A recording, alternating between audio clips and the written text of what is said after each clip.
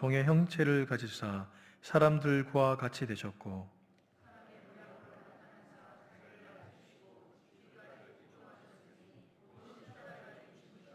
이름으로 하나님이 그를 지극히 높여 모든 이름 위에 뛰어난 이름을 주사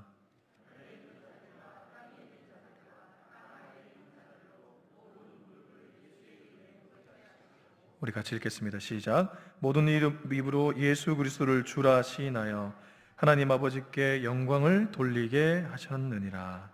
아멘. 네, 오늘 저는 예수님은 진리이십니다. 예수님은 진리이십니다. 라는 제목으로 하나님의 말씀을 전하겠습니다. 말씀을 전하기에 앞서 오늘은 공휴일입니다.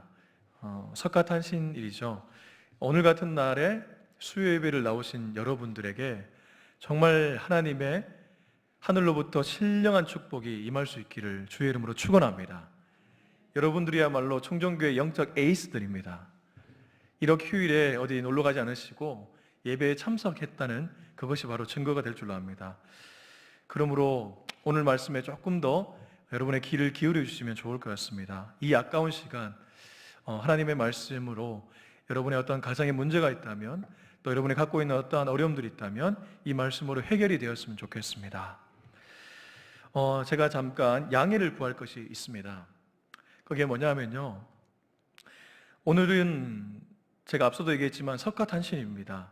기독교에서는 이 날이 그렇게 달갑지는 않습니다. 여러분은 어떻게 느끼실지 모르겠지만 목사인 저로서는 그렇게 달갑지는 않습니다. 요 근래에 이슬람은 활개를 치고요, 천주교는 사람들에게 칭찬을 받고 있고, 불교도 나름의 어떠한 진정성 있는 모습을 통해서 많은 사람들에게 칭찬받는 모습이 있습니다. 법정 스님이라든가 또 해민 스님이라든가. 그에 반해 우리 기독교는 상당히 비판을 많이 받고 있기 때문에 이 석가탄신일이 그렇게 달갑지만은 않다는 것이죠. 그런데 그 이전에, 그런 어떠한 사람들의 나타나는 모습 이전에 과연 불교, 천주교, 기독교, 제가 오늘 이 세 가지를 좀 중점적으로 좀 살펴보려고 하는데요, 과연 기독교가 정말 유일한 진리인가? 당연한 얘기인데요. 그렇지만 기독교가 정말 유일한 진리인가? 이 부분에 대해서 오늘 빌립보서 2장 5절부터 11절의 말씀을 근거로 조금 나누고자 합니다. 그래서 제가 양해를 구할 것은 그 이전에 불교와 천주교의 구원관에 대해서 조금은 알아야 됩니다. 제가 그래서 오늘 PPT를 좀 준비했습니다. 우리 화면을 한번 보실까요? 자, 화면을 보시면 불교의 구원관이 나옵니다. 불교는 구원이란 말보다는 해탈이라는 말이 어울립니다. 오늘도 지금 밖에 가보면요, 정회사라든가 백성마을 옆에 있는, 혹은 저쪽에 마두동에 있는 거기는 제가 절의 이름을 모르겠는데요, 엄청난 행사를 하고 있습니다. 등을 달고 부처님 오신 날을 막 얘기하고 있는데, 결국 핵심은 불교의 구원관이 무엇인가가 핵심인데, 이들은 지금 윤회설을 얘기를 합니다. 여러분이 불교에 대해서 어느 정도 조금이라도 식견이 있으면 윤회라는 말을 들어보셨을 겁니다. 윤회라는 말은 돌고 돈다는 것입니다. 멈추지 않고 계속해서 돌고 돈다는 것이죠. 그래서 불교에서는 당연하게 이생이 있으면 내생이 있다는 얘기를 하게 되어 있습니다. 그리고 이 이생이 있으면 전생이 있다는 얘기를 합니다. 여러분 오해 마시기 바랍니다. 저는 지금 갑자기 설교 시간에 왜 이생 저생 얘기하는데 불교의 구원관을 얘기해 주기 위해서입니다. 그러니까 돌고 도는 이 윤회설을 얘기하기 때문에 이들은 이생, 그리고 전생, 그리고 내생, 이런 얘기를 하게 되어 있습니다. 그런데 불교에서 인간의 가장 근본적인 문제를 뭐로 보고 있냐면요, 고로 봅니다. 고통고, 고생고. 이 고로 보기 때문에 인간이 이 고통의 문제가 해결되지 않으면 계속해서 돌고 돈다는 거예요. 지금은 내가 인간의 육신을 입고 태어났지만 만약에 이 고통의 문제를 해결하지 못하면 내 생에는 개미나 거북이나 이런 걸로 태어날 수 있다는 거예요. 그래서 자연스럽게 자비라든가 이런 걸 강조할 수밖에 없습니다. 그런데 그러면 어떻게 해서 이 돌고 도는 윤회의 문제, 이 고통의 문제를 끊어낼 수 있는가? 그 대표적인 이 고통의 문제를 해결한 사람이 있습니다. 그가 누굴까요? 네, 여러분, 부처입니다. 석가모니, 보리수 나무 아래에서 열반에 든 사람. 근데 이 사람이 깨달음을 얻고 열반에 들게 되었습니다. 그 깨달음이 뭘까요? 바로 무와 공, 우리가 공사상이라고 얘기하는데요. 이 무아를 깨달은 석가는 해탈에 이르게 됩니다. 그래서 불교에서는 진아와 가아를 얘기합니다. 좀 말이 어렵지만 좀 여러분 한번 들어보시기 바랍니다.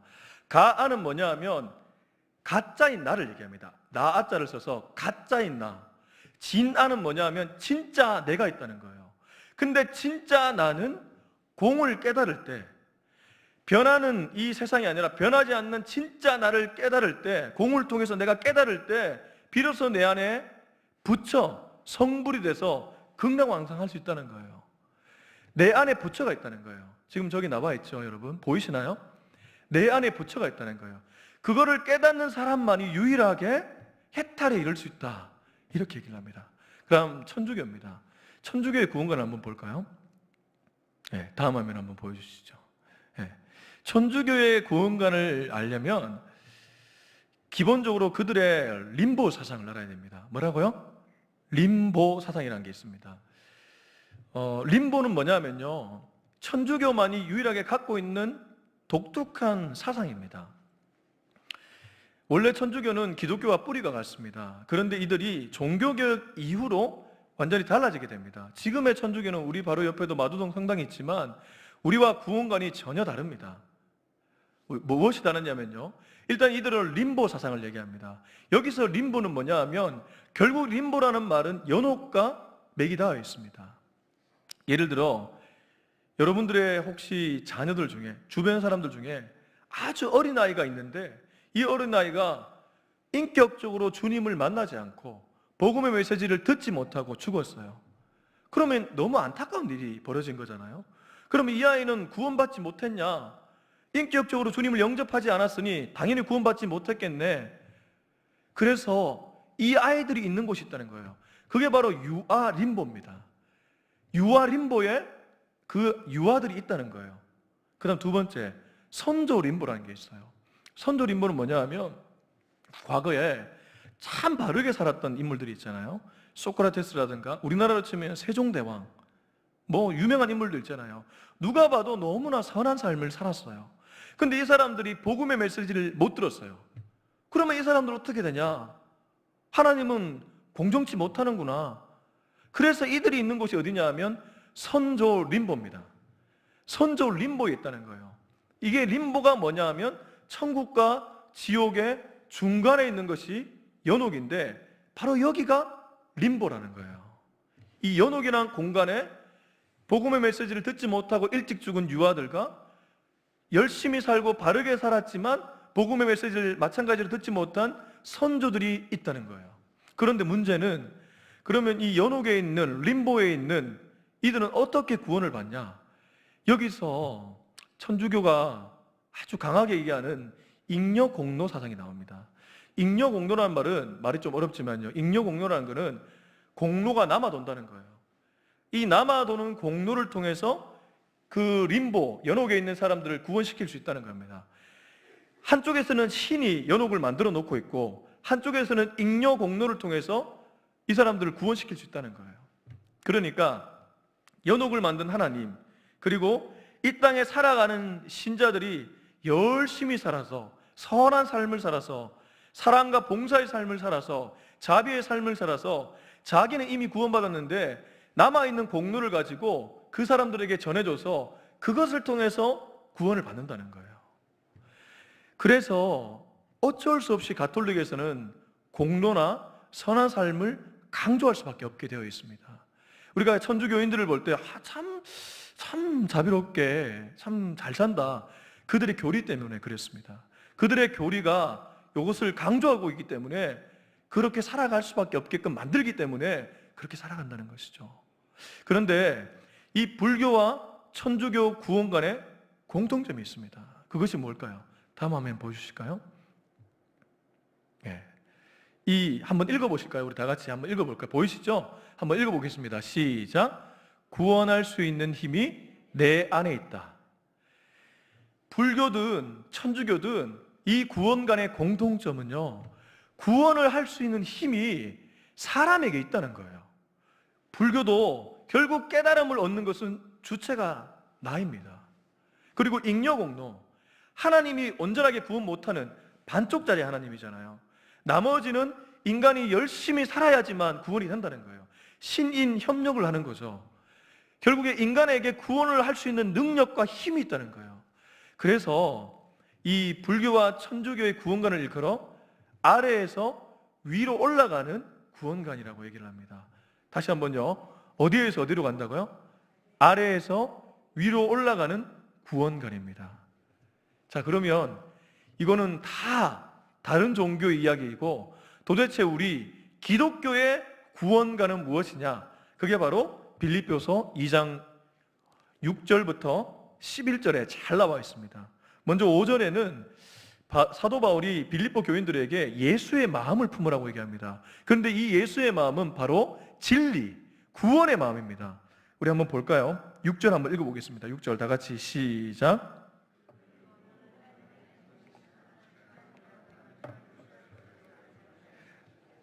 자, 6절은 예수님이 어떻게 이 땅에 오셨는지를 얘기해주고 있습니다.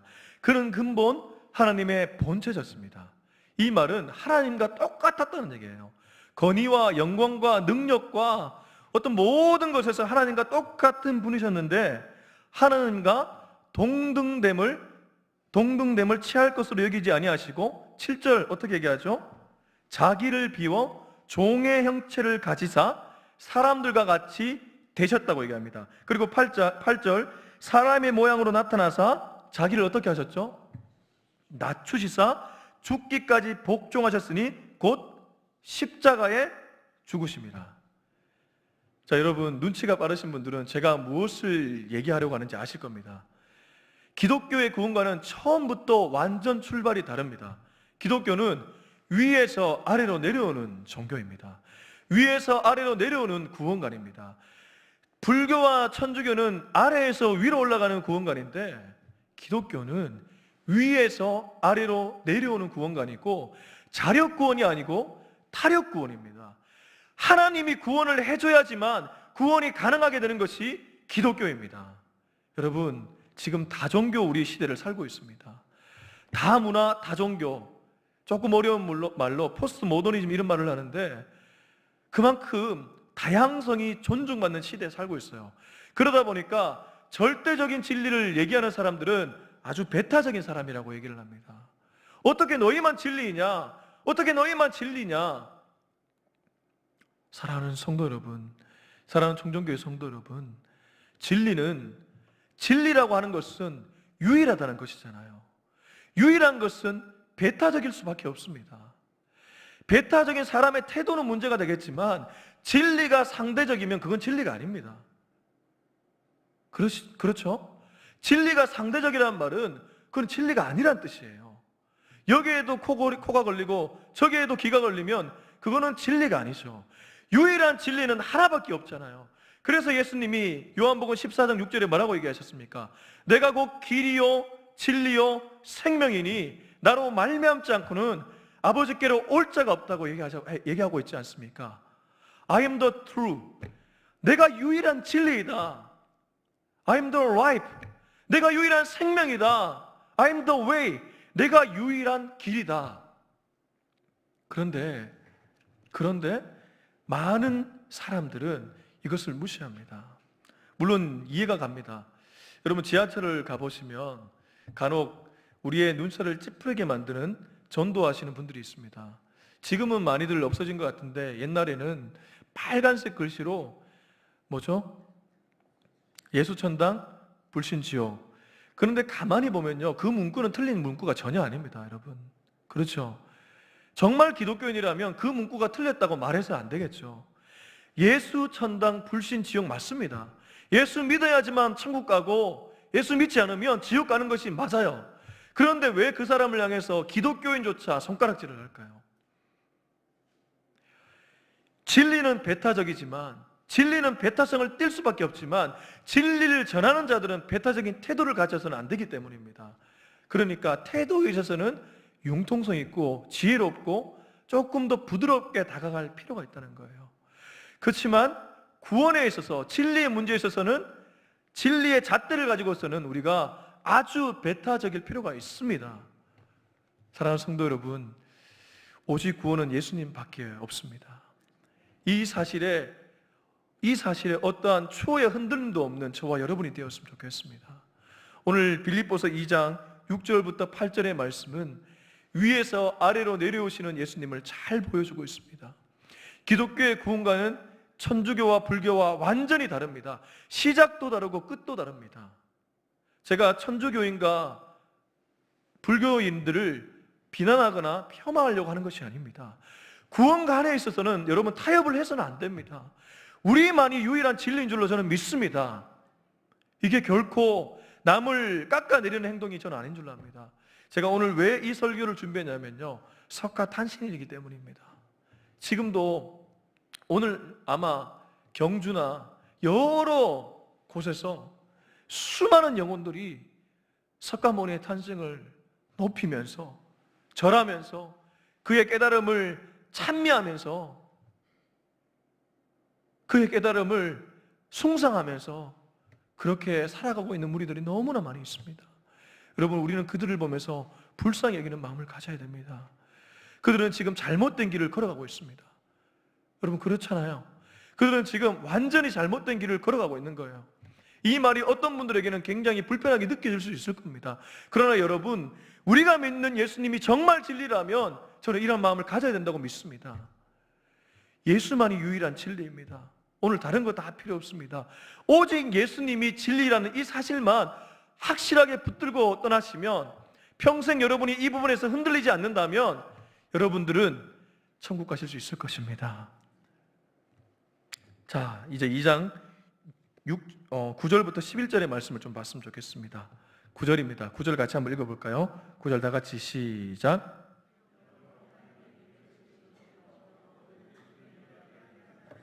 네. 9절부터 11절은 그렇게 살아가신 예수님을 하나님이 어떻게 하시는지를 잘 보여주는 겁니다. 예수님은 하나님과 근본 본체셨으나 동등됨으로 여기지 아니하시고 사람의 모양이 되셨고 더 내려가셔서 가장 치욕스럽고 가장 힘든 형벌인 십자가의 형벌을 지셨습니다.